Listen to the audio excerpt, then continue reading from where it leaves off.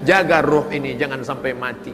Masih berdetak jantung, ruh masih ada di dalam. Sampai kapan ini? Sampai akhirnya janjimu sudah habis Abdul Somad, maka ruh itu pun keluar. Dari mana dia? Berawal dari ujung kaki. Minal asfal. Asfal artinya bawah. Mengalir dia naik ke atas. Mengalir dia naik ke atas. Lalu kemudian dia pun keluar dari atas. Lalu kemudian mata melihat. Makanya orang yang mati meninggal itu matanya melotot melihat. Apa yang dia lihat? Ruhnya keluar. Orang yang meninggal dunia, salah satu ciri husnul khotimah, irqul jabin, keluar keringat dari jabin. Kenapa berkeringat? Saya lama baca hadis nih. Kenapa berkeringat? Ternyata sebelum dia meninggal, malaikat mengepakkan sayapnya. Dikepak sayap malaikat itu, matanya melihat. Pada saat si hamba itu melihat tempatnya, dia malu kepada Allah. Salatku enggak seberapa, puasa sunatku enggak seberapa, ilmuku enggak seberapa, amalku enggak banyak, tapi kenapa aku masuk dalam surga? Malu dia. Respon orang yang malu, biasanya perempuan tersipu malu. Biasanya laki-laki merasa malu.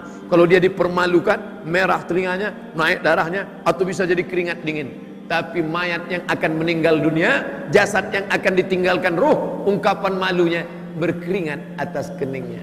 Artinya ruh itu keluar. Orang beriman, ruhnya keluar seperti embun yang menetes dari ujung daun. Ini daun, pada saat tengah malam embun turun awan ke bawah, lalu kemudian berkumpul dari sisi-sisi daun, menetes di ujung daun. Embun menetes ke bawah, daun tidak ada yang ranting patah, daun tidak bergoncang. Begitulah keluarnya. Tapi bagi orang yang berdosa, seperti duri ditarik dari kain, dari kulit yang basah. Masuk duri ke dalam kulit, ditarik.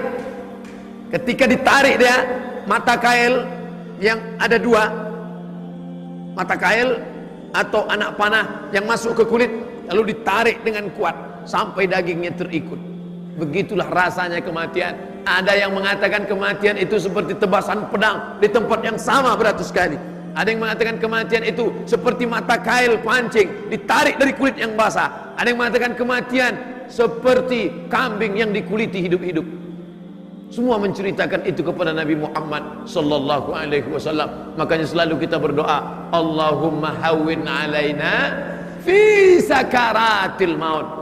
Ringankan kami ya Allah saat sakaratul maut, karena kami tak tanggung takutnya untuk merasakan itu semua.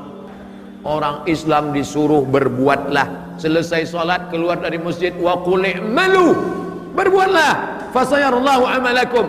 Allah yang akan menilai perbuatanmu, wa rasuluhu, Rasulullah yang akan menilai perbuatanmu, wal mu'minun, orang-orang beriman yang akan melihat hasil dari perbuatanmu. Oleh sebab itu jangan pernah berhenti berbuat. Walaupun engkau sudah mau mati, sudah ada tanda-tanda kematian, sudah terasa tanda-tanda kematian, maka di tanganmu masih ada bibit korma. Idza waqa'at ala ahadikumul qiyamah, kamu sudah mau mati, wa fi yadihi fasilah, di tanganmu ada bibit korma, falyaghrisha, tanamkan, gali tanah, tanamkan bibit korma. Padahal sudah mau mati.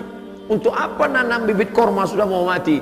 Korma itu akan tumbuh, bertunas, berbatang, berbuah, dan dia akan bernaung. Di saat itu engkau akan mendapatkan pahala. Jangan pernah berpikir saya dapat apa. Yang penting engkau berbuat, nanti pahalanya Allah yang ngurus. Banyak orang sekarang berbuat, gimana kalau kita bangun masjid ini, gimana kalau kita buat pengajian, nanti saya dapat apa, nanti saya akan mati. Memang kita akan mati, tapi ada setelah itu akan menjadi amal jariah. Lalu ruh tadi pun keluar.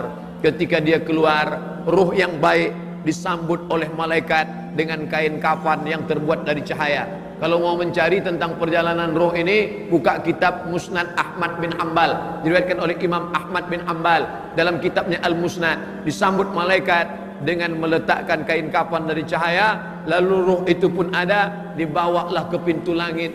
Begitu dibawa seperti Isra Mi'raj. Assalamualaikum, kata malaikat pembawa untuk membawa. Maka malaikat yang menjaga pintu langit kami sudah lama menunggu orang ini karena kami merindukannya. Tiap malam dia bermunajat, kami melihat dari langit. Tiap malam dia sholat tahajud, buku catatan amalnya selalu dibawa, kami melihat namanya. Inilah orang-orang yang masyhur fis sama walam yakun ma'rufan fil ardi. Malaikat mengenalnya. Lalu rohnya itu kemana? Ensiklopedia roh yang paling lengkap. Kitab tentang roh ada 2 referensi. Yang pertama, Imam Ibnu Qayyim Al-Jauziyah, murid Imam Ibnu Taimiyah. Judul kitabnya Roh. Sudah diterjemahkan ke bahasa Indonesia, R-O-H, Roh. Kitab yang kedua ditulis oleh Imam Al-Qurtubi. Nama kitabnya Tazkirah.